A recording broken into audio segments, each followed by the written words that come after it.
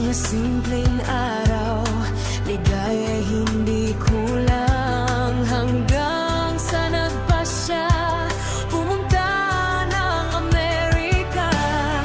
Sa ibang bansa'y nagtrabaho ng husto. Simple lang ang buhay, walang ibang hangganan.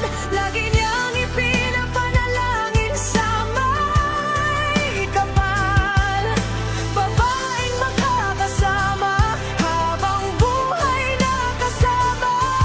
Hanggang sa isang bakasyon, balik sa bayan, doon niya nakilala si Jeline, ang pangarap niyang babae. Hindi ba ganun kauso ang teknolohiya noon? Pero may tawagan, bawat salita'y puno ng damdamin. Tuwing Disyembre, nagbabakasyon muli, simbang gabi kasama, sakay ng tricycle.